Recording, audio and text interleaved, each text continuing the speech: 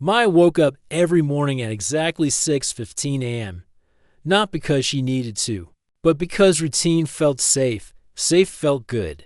Safe meant she could get through another day without thinking too much about the things that used to matter.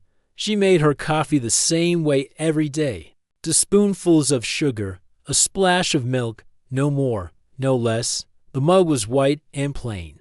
Bought from a discount store because pretty things reminded her of a time when she cared about beauty. Now, everything in her apartment was white, gray, or black. Clean lines, no clutter, no memories hiding in corners. Her neighbors probably thought she was boring. Maybe she was. But boring was better than broken. Maya worked at the downtown counseling center, a place that smelled like disinfectant and hope. She was good at her job, really good. Other therapists came to her for advice. Her supervisor praised her reports. Clients made breakthroughs in her office that they couldn't make anywhere else. She had a gift for helping people see through their pain. She could sit with someone's worst moments and help them find a way forward. She understood trauma because she lived with it every day. The difference was she never let anyone see hers. Her office was on the 3rd floor, with a window that looked out over the parking lot. She kept a small plant on the windowsill, the only living thing in the room besides herself. Sometimes she forgot to water it, but it kept growing anyway. Stubborn little thing. Maya's days followed a pattern. Morning clients, lunch at her desk, afternoon clients, paperwork. Home, she ate dinner alone, watched the news, went to bed early. Weekends were for grocery shopping, laundry, and more paperwork. She told herself she was content. Her coworkers worried about her. Lisa from the front desk always invited her to happy hours. Dr. Peterson, her supervisor, suggested she might benefit from talking to someone herself. Maya always had the same response: professional, polite, and final. She was fine. She didn't need fixing. The truth was, Maya had become an expert at not feeling. She helped others process their emotions all day long, but she kept hers locked away in a place so deep she sometimes forgot they existed. It was easier that way. Feelings were messy. They hurt. They made you weak and vulnerable and open to pain. 3 years ago, Maya had learned that loving someone meant you could lose them. The lesson came suddenly, violently, and completely changed who she was. Before that night, she had been different. She laughed more. She cried at movies. She called her family every Sunday and meant it when she asked how they were. Now, she was someone else entirely. Someone who helped others heal while keeping herself carefully protected, behind walls of professional competence and emotional distance. Maya's apartment reflected her new self. The furniture was functional but not comfortable.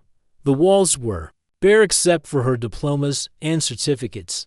The refrigerator held basic groceries, nothing fancy, nothing that might spark joy or memory. She had thrown away all the photos, the gifts, the little things that used to make her smile. She told herself she was being practical. Why keep things that only caused pain? Why surround herself with reminders of what she'd lost? Better to live in the present, focus on work, help others instead of dwelling on the past. Her family called sometimes. Her mother would ask when she was coming home for a visit. Her father would wonder if she was dating anyone. Maya had become skilled at changing the subject and making her life sound full and meaningful without actually sharing anything real. She wasn't lying, exactly. Her life was full. She had clients who needed her, cases that challenged her, a career that gave her purpose. She was helping people every day, making a difference in their lives. That had to be enough. But sometimes, late at night when the apartment was too quiet and the city sounds seemed far away, Maya would catch herself remembering what it felt like to be happy. Really happy, not just satisfied or accomplished. The memories would surface for just a moment before she pushed them back down where they belonged. The counseling center was busy that Tuesday morning. Maya arrived early, as always, and checked her schedule. 3 regular clients, 1 new intake, and a consultation with Dr. Peterson about a difficult case, a normal day. The kind she could handle with her eyes closed. Her first client was Mrs. Rodriguez, an older woman dealing with anxiety. After her husband's retirement, Maya had been seeing her for 2 months, and they had developed a good working relationship. Mrs. Rodriguez trusted her, opened up about her fears, and was making steady progress. During their session, Mrs. Rodriguez mentioned her granddaughter, a young woman who had been struggling with some family issues. The granddaughter was bright and creative, but had been dealing with anxiety and depression. Mrs. Rodriguez wondered if Maya might be able to help. Maya listened with professional interest. She specialized in trauma and anxiety disorders, particularly with young adults. She had availability in her schedule and agreed to meet with the granddaughter for an initial consultation. After Mrs. Rodriguez left, Maya updated her notes and prepared for her next client. The routine was comforting, predictable. She knew what to expect from each session, how to guide the conversation, when to push and when to pull back. She was in control, and control felt safe. The new client was scheduled for Thursday. Maya made a note in her calendar and moved on to the next appointment. She had no way of knowing that this one decision, this simple agreement to help another person, would change everything. By the end of the day, Maya was tired in the way that felt normal, emotionally drained from holding space for others' pain, but satisfied with the work she'd done. She gathered her things, watered the plant on her windowsill, and prepared to go home to her quiet apartment. As she locked her office door, Maya caught her reflection in the glass. She looked professional, competent, put together. No one would guess that underneath the business clothes and confident expression was someone who had forgotten how to feel anything beyond the surface. Maya drove home through the city streets, listening to the radio turned low. The news was on, but she wasn't really listening. She was thinking about Mrs. Rodriguez's granddaughter, wondering what kind of help the young woman might need. Maya was good at reading people, at understanding their pain even when they couldn't express it themselves. She pulled into her parking spot and sat in the car for a moment before going inside. The apartment building was quiet, most of her neighbors already settled in for the evening. Maya climbed the stairs to her floor, her footsteps echoing in the hallway inside her apartment. Maya went through her evening routine: dinner, news, shower, bed, everything in its place, everything as it should be. She was safe, protected, and alone, just the way she had chosen to be. As she turned off the lights and settled into bed, Maya had no idea that tomorrow would bring the first crack in the carefully constructed walls she had built around her heart. Thursday morning came with rain tapping against Maya's office window. She arrived early, as always, and prepared for her new client. The file was thin, just basic information. Nina Rodriguez, 19 years old, dealing with anxiety and family stress. Maya had seen hundreds of cases like this before. She reviewed her notes from the phone consultation. Nina lived with her older brother after their parents had moved back to Mexico. The brother worked construction during the day and took art classes at night. Maya made a mental note that creative outlets were often helpful for anxiety treatment. At 10 o'clock sharp, Maya walked to the waiting room. She expected to see a typical nervous teenager, maybe with a parent or guardian. Instead, she found a young woman with paint-stained fingers sitting alone, sketching in a notebook. "Nina?" Maya asked gently. The girl looked up with bright eyes that seemed older than her years. "Yes, that's me. Are you Dr. Chen?" "Just Maya's fine. Come on back to my office." Nina followed her down the hallway, still clutching her notebook. Maya noticed how the girl's eyes took in everything: the motivational posters on the walls, the other therapists' offices, the way the fluorescent lights hummed overhead. She was alert, aware, processing everything around her. In Maya's office, Nina sat in the chair across from her desk but perched on the edge, ready to run if needed. Maya recognized the posture. She had seen it in clients who weren't sure they could trust yet. "Your grandmother mentioned you've been having some difficult times lately." Maya began, keeping her voice soft and non-threatening. Nina nodded, then shook her head, then shrugged. I mean, yeah, but not like, I don't know. It's complicated." Maya smiled. "Most things are. Why don't you tell me what's been going on for the next 45 minutes? Nina talked about pressure at school, about missing her parents, about feeling responsible for things that weren't her fault. Maya listened, asked gentle questions, and watched as the girl's shoulders slowly relaxed. I have to ask, Maya said near the end of the session, is someone picking you up today? My brother Alex. He's probably already here. He gets anxious when he's late. Nina's face softened when she mentioned him. He's been taking care of me since I was 16. He's really good at it, even though he worries too much. Maya walked Nina to the waiting room, expecting to see another young person. Instead, she found herself looking at a man in his late 20s. Wearing a faded work shirt with traces of paint on his hands, he was tall, with kind eyes and an expression of barely contained worry. When Nina appeared, his whole face changed. Relief, love, and protective concern all mixed together in a way that made Maya's chest feel tight for reasons she couldn't name. How did it go? He asked Nina, but his eyes found Maya's, seeking reassurance. It was good, Nina said. Really good. Maya's nice. The man, Alex, looked at Maya directly then. Thank you, he said simply. I know she's been struggling, and I wasn't sure. I didn't know how to help her. Maya felt something shift inside her chest. Most family members asked about progress or wanted detailed explanations. Alex's gratitude was different. It was personal, real, and completely focused on Nina's well-being rather than his own need for information. She's very brave, Maya said, falling back on her professional training. We'll take things one step at a time. Alex nodded, but his eyes lingered on Maya's face for just a moment longer than necessary. There was something in his expression that made her feel seen in a way that was both uncomfortable and strangely welcome. Over the next few weeks, Maya looked forward to Nina's appointments in a way that surprised her. The girl was making excellent progress, opening up about her fears and learning coping strategies. But Maya found herself paying attention to the sound of footsteps in the waiting room, wondering if Alex had arrived early again. He usually did. Maya would catch glimpses of him through her office window, sometimes reading a book, sometimes sketching in a notebook similar to Nina's. He was always patient, never checking his phone impatiently or looking annoyed about the wait. During their third session, Nina mentioned that Alex had been accepted into a local art program.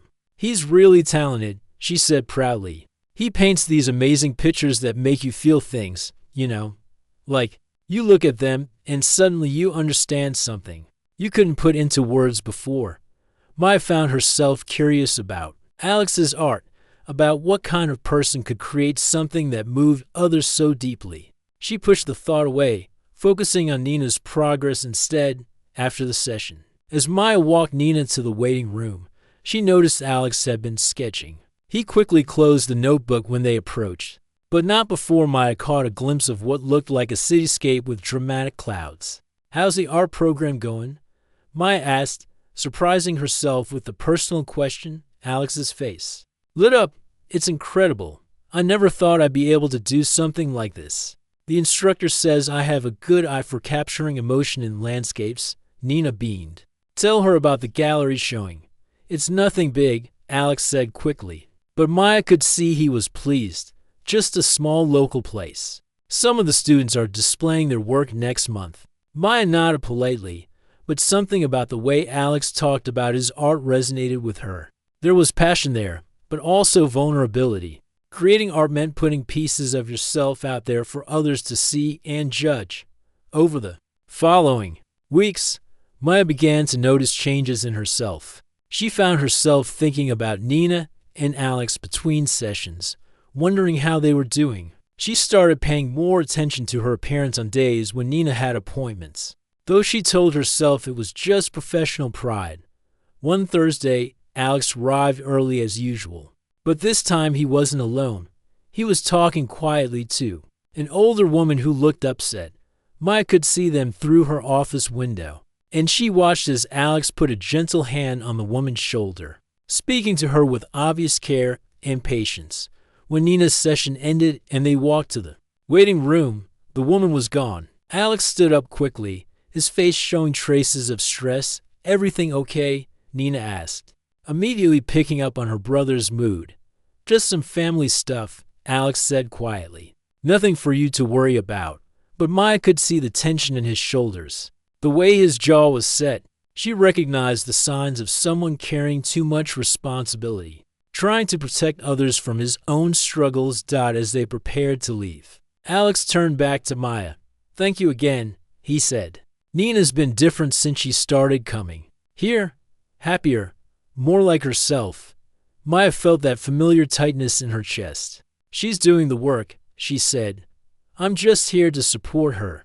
Alex's eyes met hers again, and this time Maya didn't look away immediately. There was something in his gaze that felt like recognition, like he could see past her professional exterior to something deeper. "Still," he said quietly, "what you're doing matters, more than you might realize." As they left, Maya stood in the doorway of the waiting room, watching them walk toward the elevator. Alex had his arm around Nina's shoulders, and she was talking animatedly about something. They moved together like a team, like people who had learned to depend on each other. Maya went back to her office and sat at her desk, staring at the small plant on her windowsill.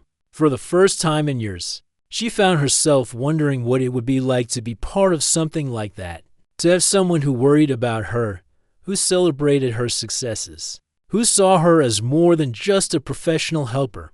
The thought scared her more than she cared to admit. She had built her life around being the one who helped others, who stayed strong and stable while everyone else fell apart. She wasn't supposed to need anything from anyone. But as she updated Nina's file and prepared for her next client, Maya couldn't shake the feeling that something was changing inside her. The walls she had built so carefully were developing cracks, and she wasn't sure she could stop them from spreading. Maya stared at the colorful invitation Nina had placed on her desk. The paper was thick, expensive, with elegant lettering that announced a local gallery opening. Nina's eyes sparkled with excitement as she bounced slightly in her chair. "Alex has 3 paintings in the show," Nina said proudly. "I know you probably can't come because of, professional stuff, but I wanted to invite you anyway. You've helped me so much, and Alex's art is, well, it's amazing."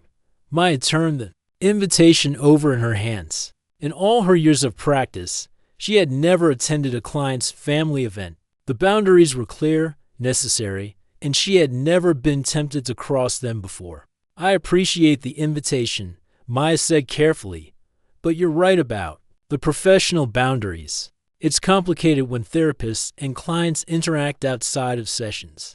Nina's face fell slightly, but she nodded. "I get it. I just thought, you seem like you don't do much fun stuff, and Alex's paintings are really something special. They tell stories without words." After Nina left, Maya sat alone in her office, staring at the invitation. She should throw it away, put it in the recycling bin, and forget about it. That's what the responsible, professional thing to do would be. Instead, she slipped it into her desk drawer. The next few days passed slowly. Maya found herself thinking about the gallery opening, wondering what Alex's paintings looked like, what stories they told. Nina had mentioned that his work captured emotion in ways that made people feel things they couldn't express. Maya was curious despite herself. Friday evening arrived gray and drizzly. Maya sat in her apartment, eating takeout and watching the news. The weather report mentioned clearing skies for the weekend, perfect gallery opening weather. She thought, then immediately felt foolish for the thought. At 7:30, Maya made a decision that surprised even her. She changed out of her comfortable clothes and into something more presentable. She told herself she was just going for a drive, maybe to grab coffee somewhere new. She definitely wasn't going to the gallery. 20 minutes later, she was parked outside the Riverside Gallery, watching well-dressed people enter through glass doors. The building was old brick with large windows that glowed warmly in the evening light. Maya could see paintings on the walls inside, people holding wine glasses and talking in small groups. She sat in her car for 10 minutes, arguing with herself. This was a bad idea. She should go home, maintain her boundaries, keep her professional distance. But something stronger than logic was pulling her toward those glass doors. Maya walked into the gallery feeling like she was stepping into another world. The space was filled with artwork that ranged from abstract sculptures to realistic portraits. People moved slowly from piece to piece, some nodding appreciatively, others standing in silent contemplation. She spotted Nina immediately, standing near the back wall with an older couple, who must be her grandparents. Nina was gesturing excitedly at a large painting, her whole body animated with pride and joy. Maya moved closer, staying in the shadows until she could see what Nina was pointing at. The painting took her breath away. It was a landscape, but not like any she had ever seen. The scene showed a city street after a storm, with broken tree branches and scattered debris. But somehow, the destruction was beautiful. Light streamed through the clouds in ways that made the wet pavement shine like silver. Puddles reflected the sky, and in the distance, a rainbow was just beginning to form. The title card read after the storm, and below it, A. Rodriguez. Maya stood transfixed. The painting captured something she had never been able to put into words, the idea that broken things could still be beautiful. That devastation could somehow lead to hope. She felt her chest tighten with an emotion she couldn't name. It's about finding beauty in the wreckage, a voice said quietly beside her. Maya turned to find Alex standing next to her, wearing a dark button-down shirt instead of his usual paint-stained work clothes. His eyes were focused on the painting, not on her. Sometimes the most broken places lend the most light, he continued, then turned to look at her. Maya, I didn't expect to see you here. Maya started, then stopped. How could she explain that she had been drawn here by something she didn't understand? Nina invited me. I thought I might stop by briefly. Alex's face softened. I'm glad you came. This painting, it's been in my head for months. I finally figured out how to get it onto canvas. They stood together in comfortable silence, looking at the artwork. Maya found herself studying the way Alex had captured light and shadow, the way he had made destruction look like a beginning rather than an ending. What inspired it? She asked quietly. Alex was quiet for a moment. Our father left when Nina was 14. Just packed up and moved back to Mexico with our mother. Nina was doing well in school here. Had friends, a life. I was 24, barely making ends meet. But I couldn't let her go. Maya listened, understanding dawning on her face. Those first few months were terrible. Alex continued. I was angry all the time, scared I wasn't good enough to take care of her. The apartment was a mess. We ate cereal for dinner half the time, and I felt like I was failing at everything. But you didn't fail, Maya said softly. No, but I almost did. I was so focused on what was broken that I couldn't see what was still whole. It took time to realize that Nina and I were building something new together, something that was ours. Maya felt something shift in her chest, a recognition that was both uncomfortable and strangely welcome. She understood what Alex was saying because she had lived it, but in reverse. She had taken her own broken pieces and built walls instead of bridges. I see how you look sometimes, Alex said, his voice gentle. When you think no one's watching, you help so many people heal. But who helps you? Maya's professional mask started to slip. I don't need help. I'm fine. Are you? Alex's question wasn't challenging, just curious, because from where I stand, you look like someone who's afraid to let anyone too close. The conversation that followed was careful, tentative. Alex shared more about his struggles with their father's abandonment, how he had almost lost himself to anger before finding art as a way to process his emotions. Maya found herself opening up about her work, her dedication to helping others, carefully avoiding the deeper pain that she kept locked away. But Alex was perceptive. In his artist, I saw things others missed. When he looked at her with those understanding eyes, Maya felt exposed in a way that was both terrifying and oddly comforting. You know, Alex said, Nina talks about you all the time. She says you have this way of seeing people's potential even when they can't see it themselves. That's my job. Maya said automatically, maybe. But the way you do it, it's like you're giving people permission to be whole again. That's not just a job. That's a gift. Maya felt her carefully constructed walls beginning to crack, the warmth in Alex's voice, the way he saw her work as something more than professional. Duty made her feel acknowledged in a way she hadn't experienced in years. "You don't have to carry everything alone," Alex said quietly. The words hit Maya like a physical blow. She looked at him. This man who had rebuilt his life from broken pieces, who had turned his pain into art, who saw beauty in destruction. When he looked at her with those gentle, understanding eyes, she felt something inside her chest that she had kept frozen for 3 years beginning to thaw.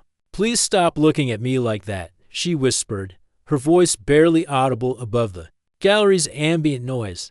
"Like what?" Alex asked, stepping slightly closer. "Like you can see me." "Really see me? You'll make me feel again." Alex was quiet for a long moment, studying her face. "Would that be so terrible?" Maya couldn't answer. The question hung in the air between them, heavy with possibility and fear around them. The gallery continued its gentle hum of conversation and movement, but Maya felt like she and Alex were standing in a bubble of stillness for the first time. In 3 years, Maya was afraid not of feeling too much, but of wanting to feel everything. Maya couldn't sleep that night. She lay in her bed, staring at the ceiling, replaying every moment of her conversation with Alex at the gallery. The way he had looked at her, the gentleness in his voice when he asked if feeling would be so terrible, the way her heart had responded before her mind could build its usual walls. She got up and made tea, standing by her kitchen window in the darkness. The city looked different at 2 in the morning, quieter, more honest somehow. Maya found herself thinking about Alex's painting, about finding beauty in broken places. She had spent 3 years trying to convince herself that her careful, controlled life was beautiful, but standing there in the silence, she had to admit it felt more like survival than living. The next week brought a shift in Nina's therapy sessions. The girl was more confident, more open about her feelings and fears. She talked about her plans for college, her dreams of studying art like her brother, her growing sense that she could handle whatever challenges came her way. "Alex says I'm ready to fly," Nina said during the Thursday session.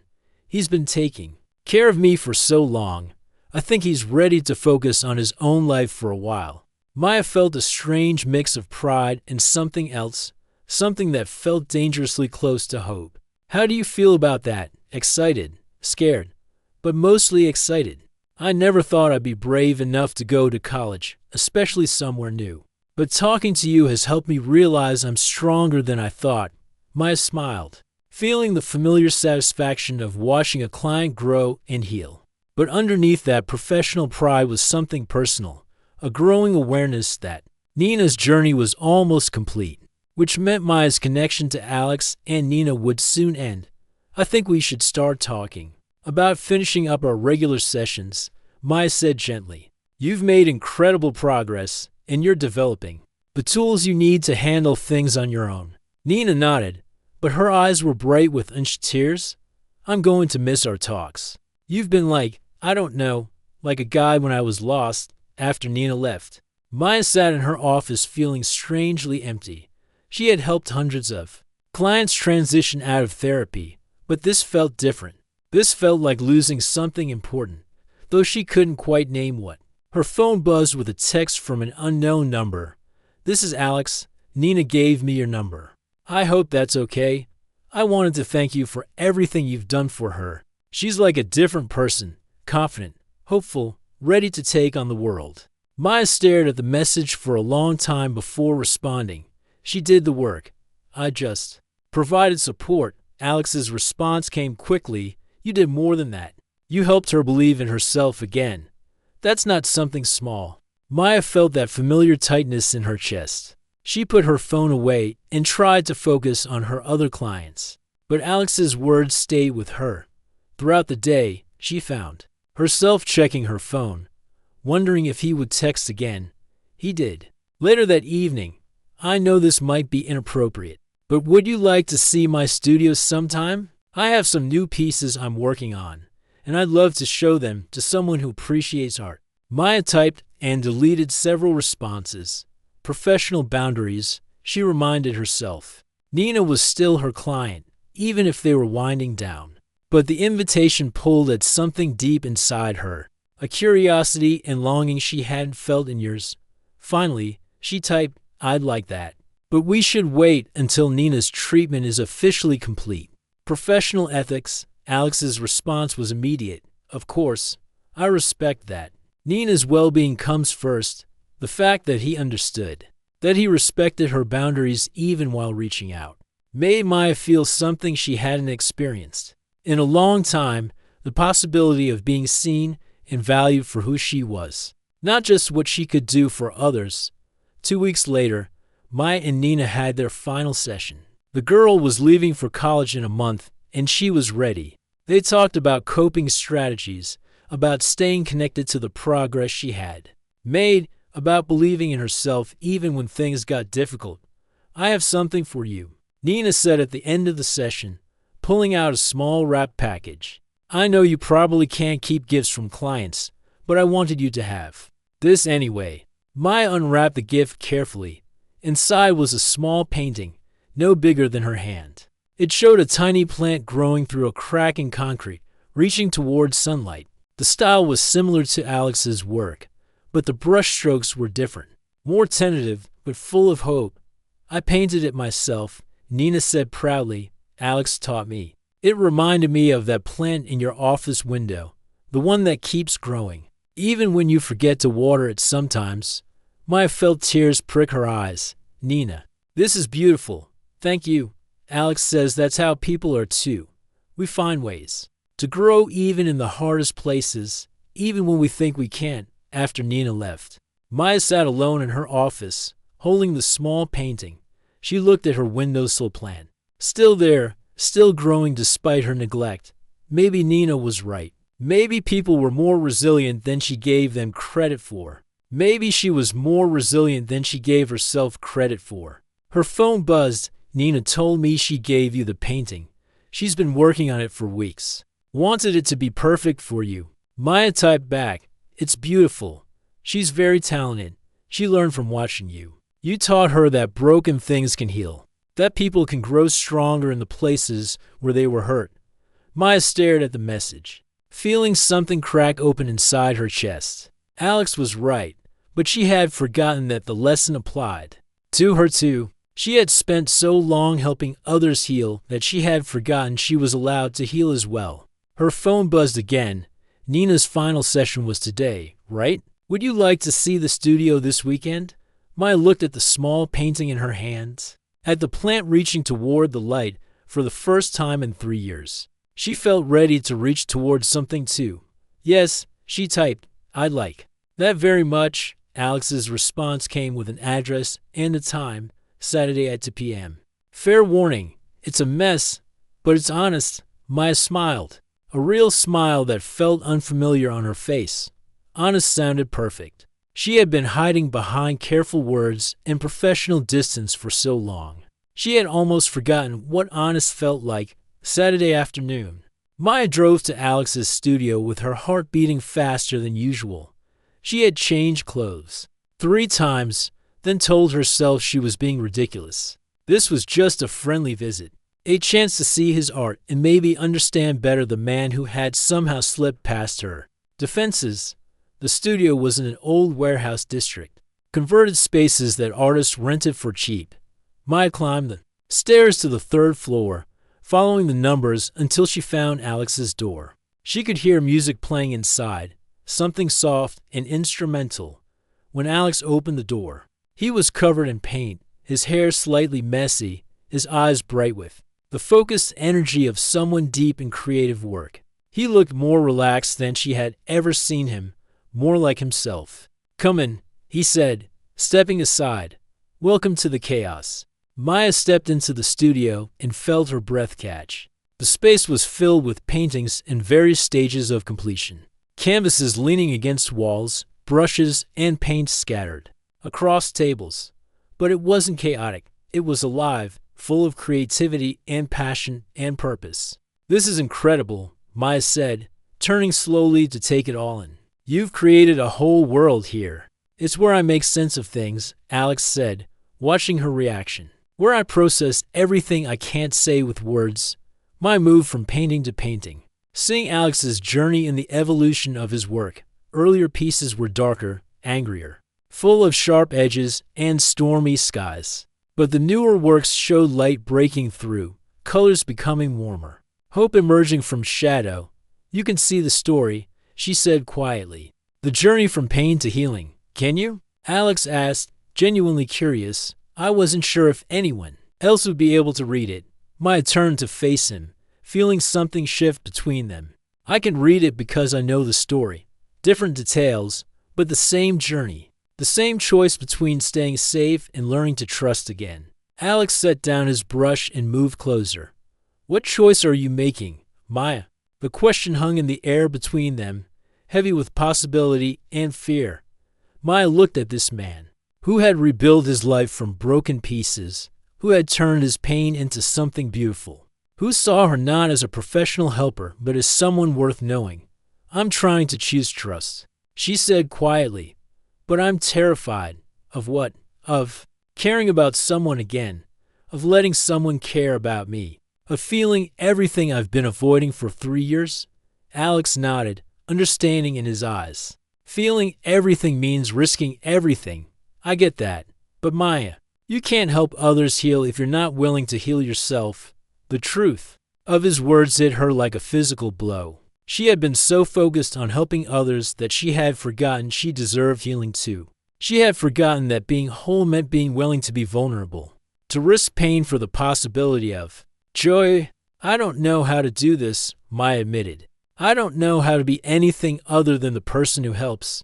Then let me help you. Alex said gently, let me be the person who sees you, who cares about you, who believes you deserve to be happy. Maya looked at him, this man who had somehow become essential to her world without her realizing it.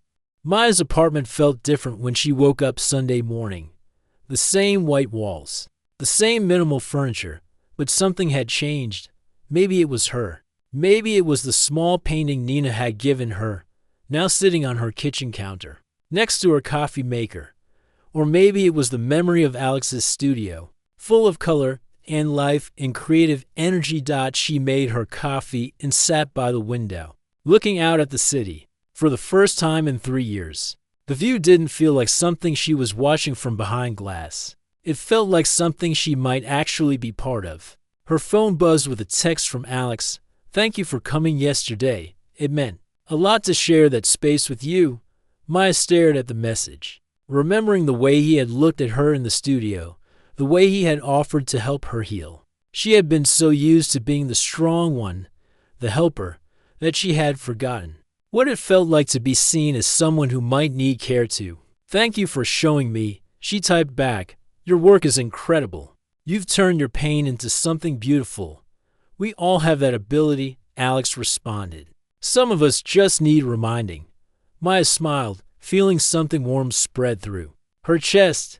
She looked around her apartment again, seeing it with new eyes. The stark white walls suddenly looked less like peace and more like emptiness. The absence of personal touches seemed less like minimalism and more like hiding. Over the next few weeks, Maya found herself changing in small ways. She bought flowers for her apartment, bright yellow ones that reminded her of sunshine. She hung Nina's painting on the wall next to her diplomas, the tiny plant reaching toward the light like a reminder that growth was possible. Even in difficult places. At work, her colleagues noticed the difference. Lisa from the front desk commented that Maya seemed more relaxed, more present. Dr. Peterson mentioned that she was bringing a new depth to her client work, as if she was accessing parts of herself that had been closed off before.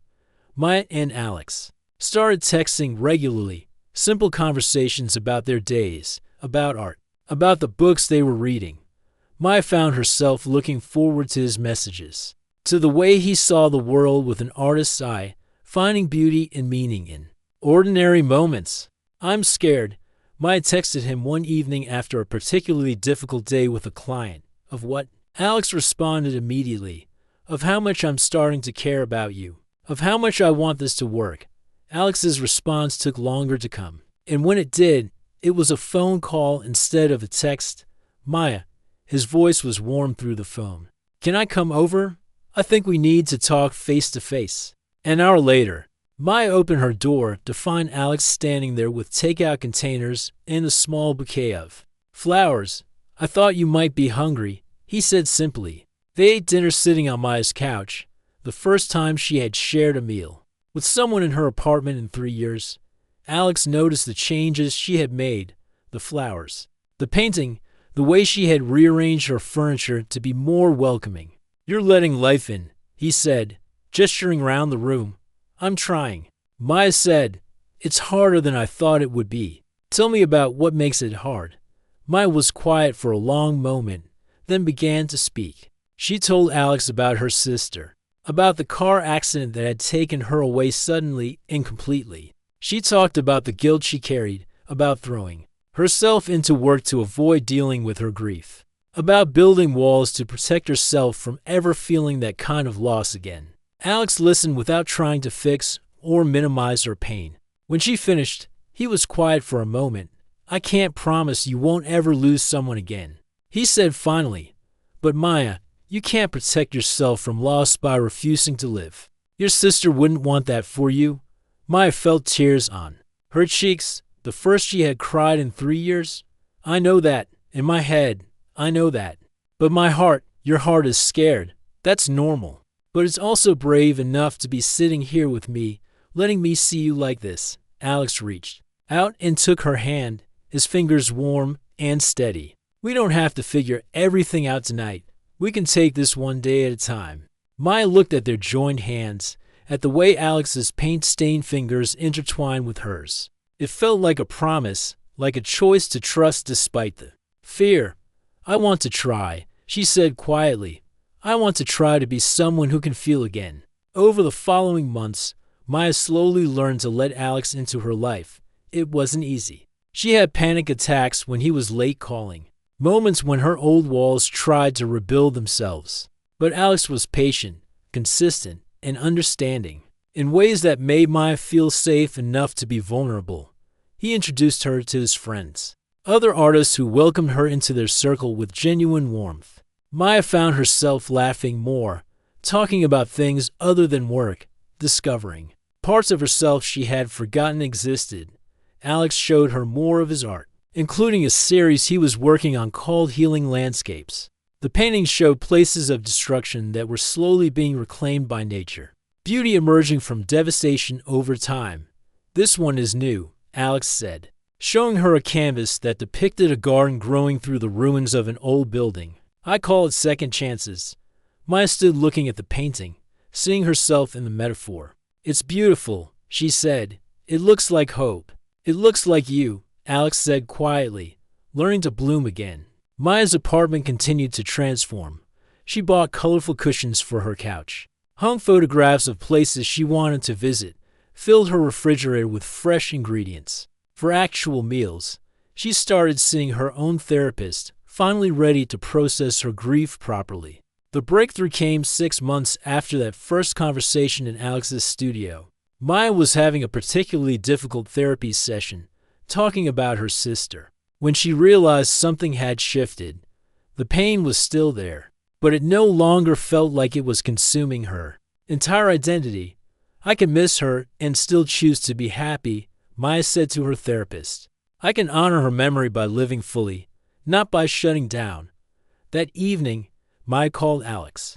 I want to show you something, she said, when he arrived at her apartment.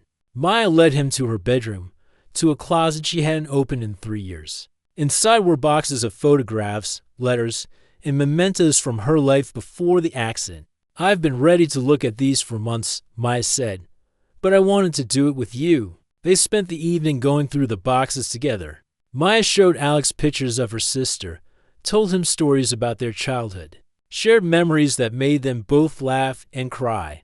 For the first time since the accident, Maya felt like she could hold both her grief and her love without being overwhelmed by either. She would have liked you, Maya said, looking at a photo of her sister painting in art class. She would have loved your work. I would have liked her too, Alex said, holding Maya close. She raised an incredible woman. The story reached its turning point on a spring evening. Almost a year after Maya, and Alex had first met. They were walking through the city after dinner, past the gallery where Maya had first seen Alex's painting about finding beauty in broken places. "I have something to tell you," Alex said. Stopping in front of the gallery window, Maya felt her heart skip, old fears rising. "What is it?" "I love you," Alex said simply. "I love your strength and your vulnerability, your dedication to helping others, and your courage in learning to help yourself. I love the way you've let me see you, really see you." Maya looked at this man who had somehow become essential to her world, who had helped her remember that healing meant being willing to feel everything, including joy. "I love you too," she said, the words feeling both terrifying and completely right. "You've helped me remember who I am underneath all the walls I built." Alex smiled, the expression full of warmth and promise. "We've helped each other. That's what love is, helping each other become who we're meant to be." As they walked home together, Maya realized that her apartment would never feel empty again. Not because Alex filled it with his presence, but because she had learned to fill it with her own life, her own choices, her own willingness to feel deeply and love fully. She had spent 3 years believing that safety meant avoiding pain. Now she understood that true safety came from being brave enough to feel everything, surrounded by people who would hold her through both the joys and the sorrows. Maya looked at Alex, then up at the stars beginning to appear in the darkening sky for the first time in 3 years. The future felt like something to anticipate rather than something to survive. "You were right," she said to Alex as they reached her building. "About what?" "It wasn't terrible at all. Learning to feel again. Learning to be seen. Learning to love." Alex squeezed her hand. It was just the beginning. Maya smiled, knowing he was right. This wasn't the end of her story. It was the beginning of a new chapter. One where she was brave enough to write herself as both the helper and the helped, both the healer and the healed. She had learned that the most profound healing happens not when we build walls to protect ourselves, but when we build bridges to connect with others. As they climbed the stairs to her apartment, Maya felt grateful for the journey that had brought her here. The pain of loss had been real, but so was the possibility of love. She had chosen to feel again, and in doing so, had chosen to truly live.